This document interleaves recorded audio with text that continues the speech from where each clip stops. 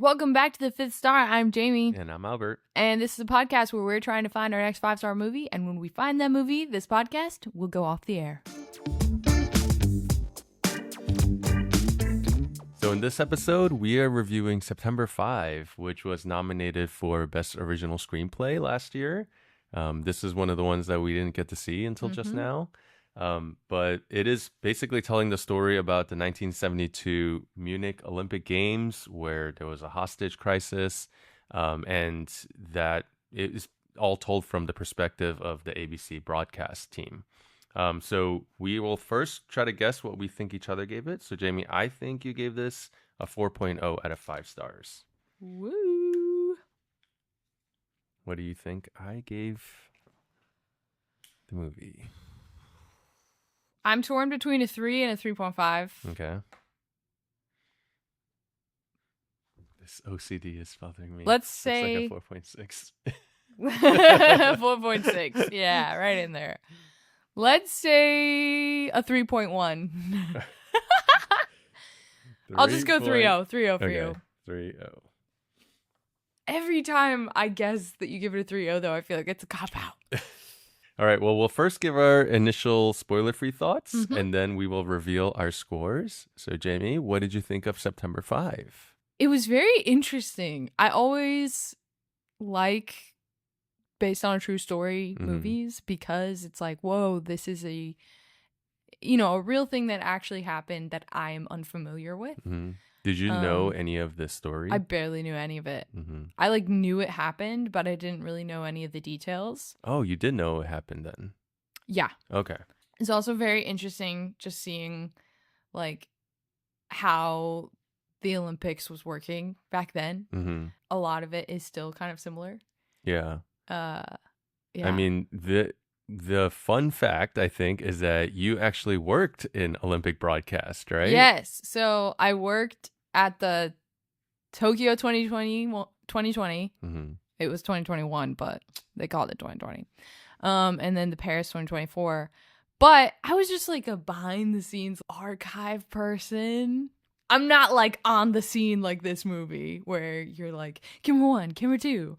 Oh, so you didn't get to see any of the broadcast side, the control Not room really. or anything like that? I did get to see one of the control rooms, but yeah, I was not in the action. Yeah. Yeah. So. But I think the first part of this movie does a good job of bringing us into that world. Yeah. And kind of showing you that. And I don't know if it'll be interesting for everybody, but I think for both of us, being in the video editing, shooting kind of world and industry, I felt like it was fun to see that part of it. Here's the fun part. Yeah.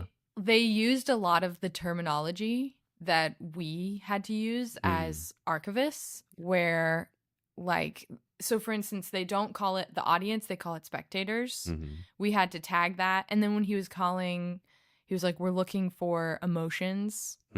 I was like, oh my word, they really play on that a lot. We have to tag every emotion that occurs. Yeah. Which is interesting because you think sports coverage is just kind of filming the event. But even in that movie, in the movie and for you, in your experience, you're saying it's really about telling the story of the human emotional experience of what's happening. The emotions are sometimes the most important piece of the puzzle. Wow. And they even have us that there was a very special tag called for the summary of the games that we could only use for very important big moments. So the moment they showed in the movie, 100% that would be tagged for summary of games because that's going to be showed at the end. So yeah, they really harp on that a lot, finding the emotional pieces to help tell the story. All of that was really interesting to watch. Yeah. I was thinking though, man, if this happened, if this kind of horrible situation happened, when I was a vlogger. Yeah. I was like, how would I tag this footage? That's what I was thinking. I was like, what kind of footage? How would I even do this? Because it's so different than actually capturing the sports. All of those people were trained to capture sport footage. Yeah. They were not trained to capture media coverage and news coverage. So it's that's a huge code switch or a big jump, Yeah. right? That they would have had to make on the scene. Yeah. And the movie does a good job of kind of setting up those stakes Yeah. because, there is this kind of political power play between the main network and the news team Yeah. and the sports team, and them fighting for like who's going to tell, have coverage of the story. So I thought that was all really well kind of done and unpacked. The fact that a sports broadcast team kind of takes it and is the one to air it. Yeah. And we find out like this is the first time that an act of terrorism was broadcast around the world. 900 million people were watching, and this was in 1972. So, I mean, it's really crazy when That's you like think majority about, of the world. yeah, Like everyone that owned a television, basically. yeah, that was all brought to the whole world. Like, and they were the only ones who were covering it live. Like, no, outside of the ABC broadcast, like nobody knew what was going on. Yeah. And this was all done by a team that was trained to just cover sports. Yeah. Right. And that's pretty crazy. That's the most wild part. Yeah, because even like a lot of the language. I mean, they had real news anchors. Mm-hmm. Like, I think that was a huge help because those guys are news people. They're not just sports commentators. True. Mm-hmm. A lot of the kind of framework is similar. It's Yeah. just the content is different. It's interesting to learn more of the history here because this is still a very relevant conflict. Were they kind of trying to ride that news wave of this being a very relevant situation still? Like, I don't know. So No? I don't know when the script was put together because it would be Yeah. delayed, in terms of once it gets to production and all that kind of stuff. But I mean, what I kept thinking about during this was Steven Spielberg's Munich from 2005. Oh, Have you seen that? No. So starring Eric Bana. I I saw Munich when it first came out. I remember really, really liking it. I think I liked it more than I liked this movie. Is it about the same thing? But I forgot what it covered. Oh. And so I kind of refreshed on what that movie covers. And it basically picks up on the aftermath of what happens after this. Oh, so it's a sequel. It's kind of a sequel, yeah, even though it came out like 20 years before. But it starts off with like showing what happened from the terrorists' perspective. Yeah, like the Black September group. So then it follows the aftermath of a few Mossad agents led by Eric Bana who kind of are tasked with assassinations. Yeah. Basically payback of what happened. And I don't think all of what happened in Munich, the movie, was totally true, but it's definitely heavily inspired by the true events. And I'll have to watch allegedly some of the surviving gunmen from the September 5 attack were taken out by Mossad. So I did see that's true. Yeah. Yeah. And I did look that up. So that's very much what Munich is about. But I think Munich brings just a lot more tension and suspense because you're following it from the perspective of the actual people with the guns and all the action going on. Action on the ground. Yes. This is a lot more behind the scenes. Yeah, this is very much TV drama, like that kind of thing. It kind of reminded me of Saturday Night. Yeah. I was thinking the same thing. Yeah, but Saturday Night, even there, like you're seeing a lot more kind of active drama that's happening in the studio. But this is people in a studio trying to make sense of what's happening outside the studio. Now, I do think they did a really good job given that like premise. Yeah. Right? Because you're still getting some news coverage. You're still like hearing the dialogue of what's happening and the reporting that's all happening. And the people in the control room, like from their perspective, that's the only way they were getting information, right? So it wouldn't, like, I guess by removing access for the viewer, like we're kind of like stuck with that same perspective that the people on the team had. We're as blind as the characters are, which can feel frustrating when you're watching a movie because you just want to be able to understand what's going on at all times. Or see it, right? Yeah. Like if they were intercutting between what's happening in the compound in the village and the newscast team, like I think it would have made for a more exciting viewing experience, but you would have lost something in terms of like being able to really be in their shoes. Their shoes, yeah. And then the decisions that they have to make. I think that's the part that we can talk more about in spoilers. But like the decisions and the kind of moral choices they have to make, given the little information that they do know, I think is what was kind of the best parts of the movie for me.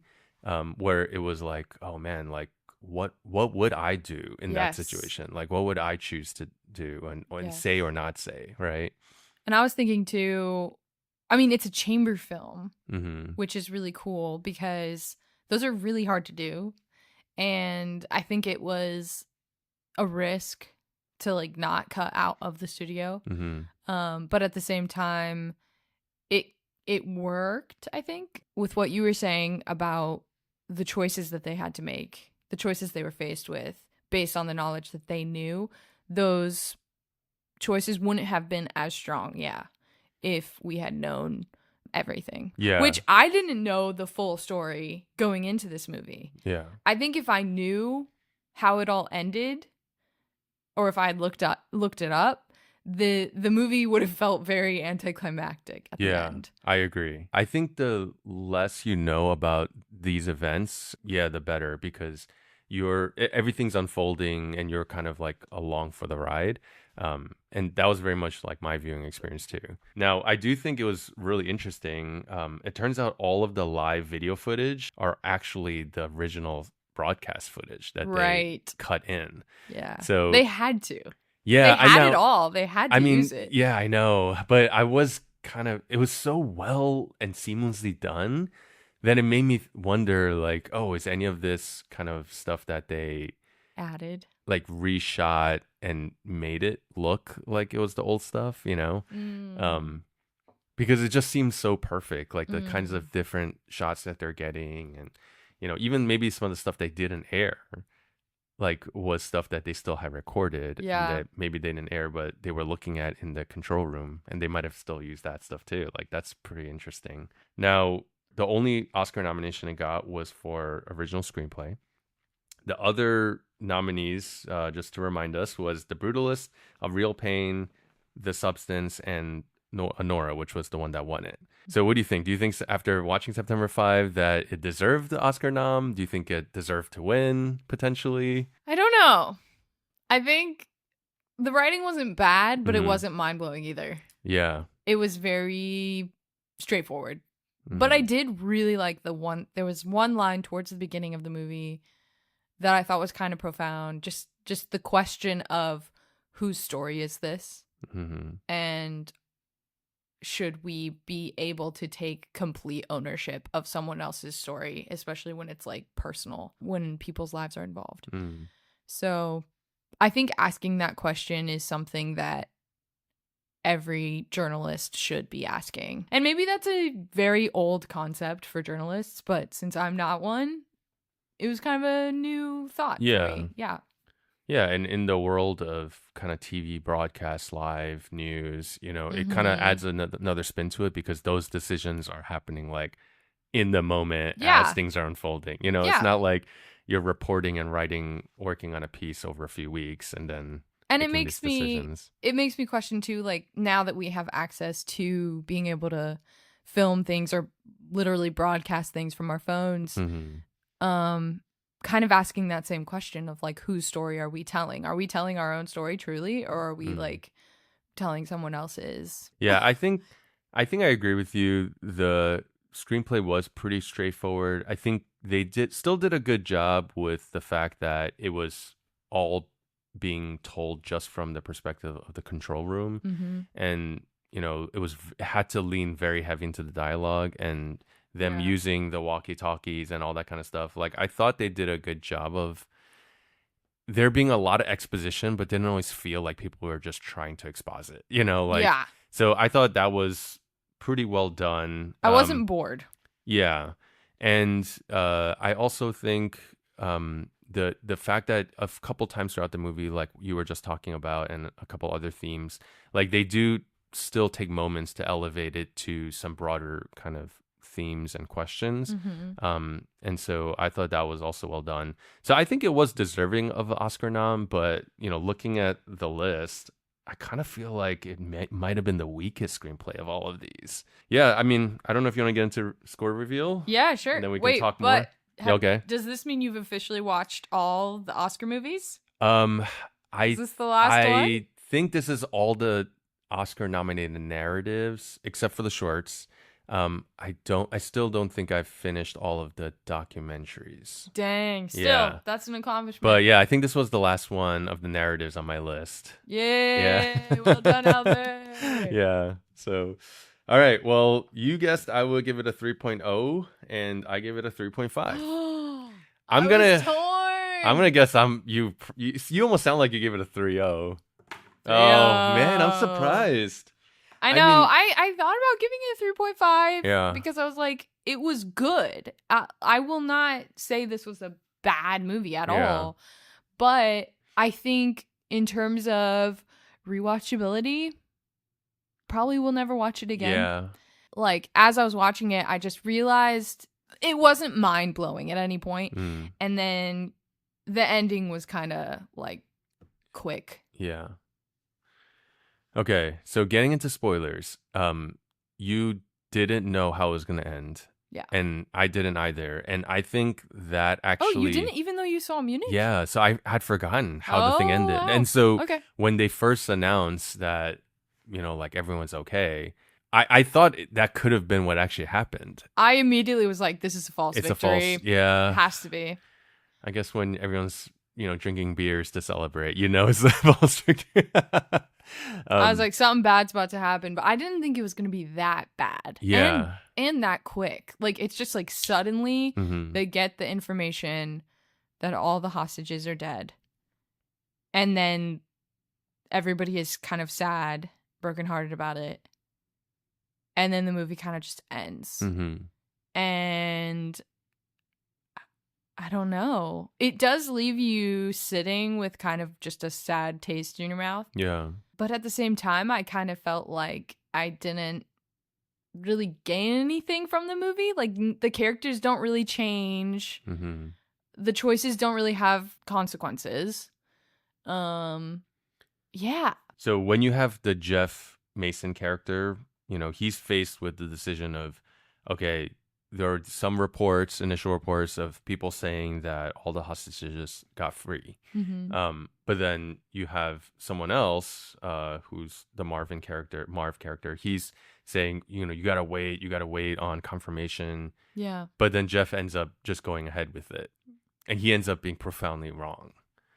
Like, nothing happens. He actually gets a attaboy from the boss, right? And yeah, like, you can understand, like, the choice that he made, but there are no consequences for that. But that's like a major fail, right? Especially them being the only ones to be covering everything. Like, you have this immense, like, responsibility. And he was aware of all of that too. Yeah. And so I thought that was like one of the strongest moments, like him having to make that decision. And it's so relevant, right? This was 1972. It's only become more relevant now because now everything's about live and, you know, all these different news outlets with like not just live TV broadcasts, but on the internet, right? Posting things on X and all this kind of stuff. Like, it's all about like who's going to break it first, right? And yeah. And so, who's going to end up spreading misinformation. Yeah. And now, like, that standard of waiting to get confirmation before you post something publicly or report on something publicly seems to even be like a lower standard now. Like, now it's just like people just post as soon as they get some whiff of something just to be the first to report it, regardless of if it's true or not. And yeah, and then it just spreads all this misinformation. And so the fact that that actually happened is crazy. Like, everyone's watching. You have this moment of, after all these hours of following this event, like, everyone's free. Yeah. And then everyone around the world, like, how they must have been feeling. And then, like, within moments later, them coming back and saying, oh, no, actually, everyone died. Like, that's insane. Man. And then so maybe the ending, I think, is appropriate because then they just moved on to start covering like the next event, right? Like the next sporting event. And they don't really even explain like what went down. Exactly. Like how they died and everything. Yeah. So the feeling you're left with is probably exactly what everyone was left with just like, okay, what? Wait, I thought they were free, and now you're just like dealing with those emotions, and then the world just moves on to the next event, you know? Yeah. I mean, I don't know how you felt, but I thought Jim's delivering the news at the end was very Is it dismissive. too like Almost. matter of fact? Almost. I almost felt like he was kind of dismissive about it. Like here he's being handed new information that opposes his previous information completely. It's incredibly tragic, and he kind of just tells the camera like, isn't this a bad thing?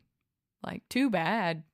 Oh, shucks. Yeah. And I don't know, that's just how I felt, but maybe in 1972 I guess you never show emotion as a deliverer of news. Nowadays, I feel like people are a lot more emotional on TV, which is maybe not a great thing, because I know you're supposed to be like remain neutral, unbiased. But at the same time, it did feel a little like, oh my goodness, he's just gonna kind of move on. It felt very quick. Yeah. Well, and then it cuts to Jeff, who's like, horrified by this. Yeah. I mean, I think just from Jim's announcement on the broadcast, I felt similarly. But I think seeing the behind the scenes, I'm reading it as, man, he is just shell shocked as much as anyone else. And so he's just trying to figure out a way to like break the news, but inside his head, he's probably feeling a lot more other things, but he just has to try to restrain himself. And maybe this is part of how news has really changed. Like now, it wouldn't just be one person. It's going to be a panel of people, right? You're going to have someone say something, and then it's all about the commentary of spending like hours breaking it down and debating and arguing. And the more people yell at each other, the better. The better for ratings. The more entertaining. Yeah. And so I think like that part of it is like, it's not just about the news information anymore. It's about the commentary. Like that's what we're listening for almost. And that's not just like on CNN or Fox or whatever. It's even on like YouTube, and like everyone is just about just the commentary. And that makes me wonder too, since this was the first broadcast terrorist attack, like how news might have tried to ride that wave of, whoa, look how many people tuned into this. Let's start making news entertaining. And I wonder if that kind of brought about a very big change with the way news is presented nowadays. Yeah, I mean, it must have, because this was historic. They knew it in the moment. That day, they knew that they had made history. Yeah. And now news is kind of presented in a much more entertaining light, I would say. Yeah.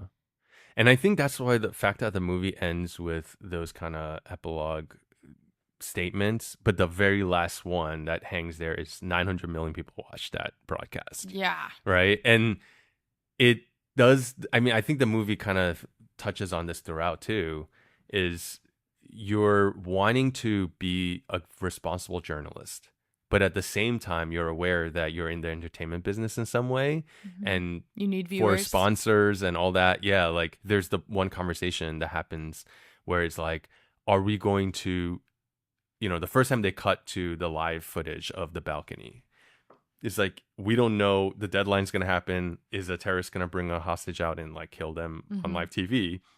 And they don't know whether, like, if that happened, should they show it or not live? Questions is, like, what about the sponsors? Like, what are they going to say?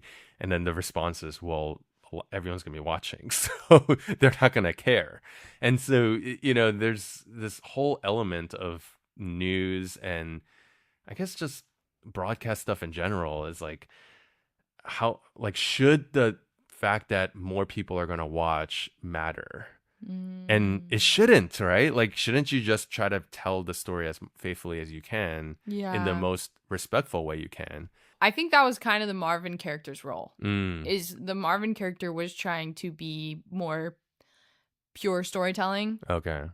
Just stay closer to the truth and like the news. Is he like the moral compass? He was the one telling him, don't announce that because we don't have confirmation. Yeah.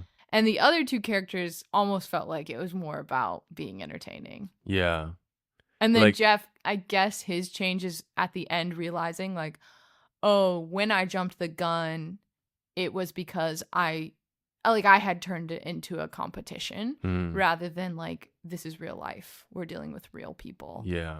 And I think that's kind of the weight he's left with at the end is, oh, I turned real life into entertainment. Yeah. Yeah.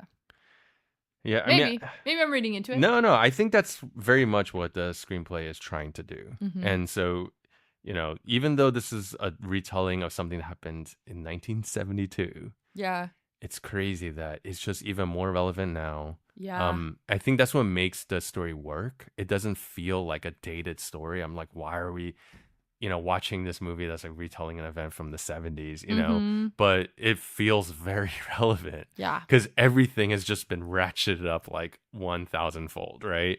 Did you know Susan Collins, when she wrote Hunger Games, her inspiration or how she conceived the whole idea was she was flipping between news and reality TV.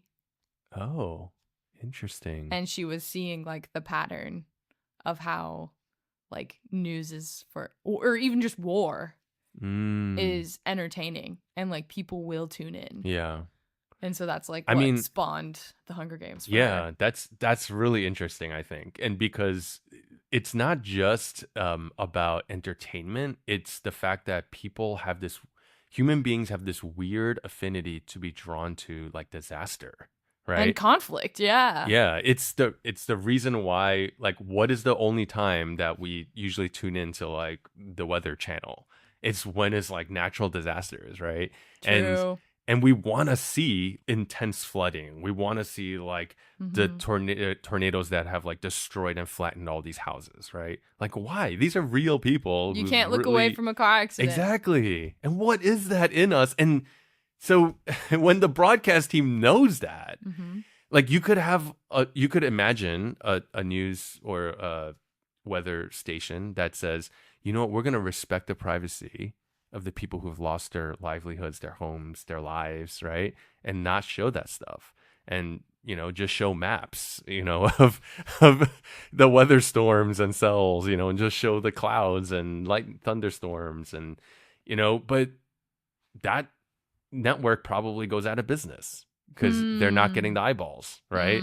Yeah. And so this whole like capitalizing, it's exploitation, right? And a little bit. And that brings in the ad dollars and the ad placements because that's based on the numbers and the viewership. And it's this kind of like vicious cycle. So is it really the fault of the broadcast team?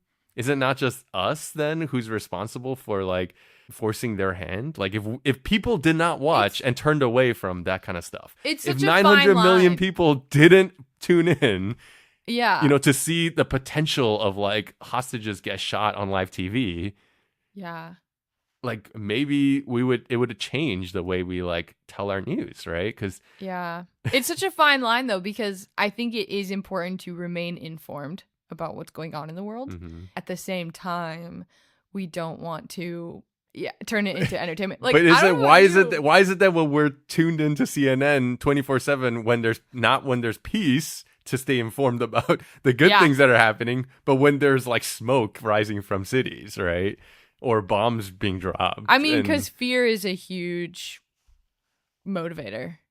It's weird because, like, on the one hand, we should be informed about what's going on. But on the other hand, like, how much are we being manipulated? Yes. By what they're choosing to show us and not show us. Yeah. And the editing matters. Yep. And the weight of how much time they spend showing us one thing over another. Right?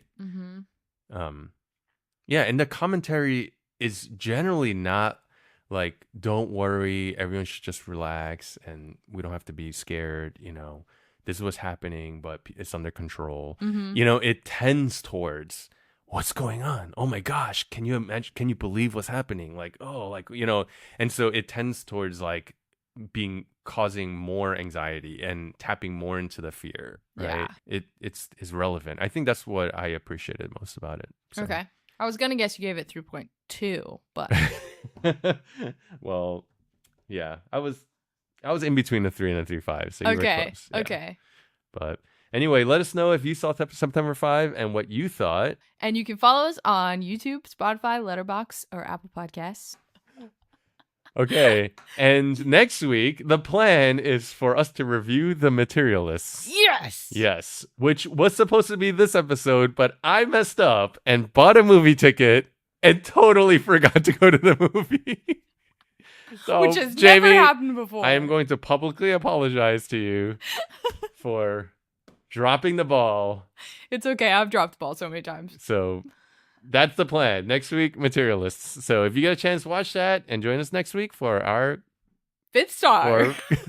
For our conversation as we continue our quest for the 5th star. Woof.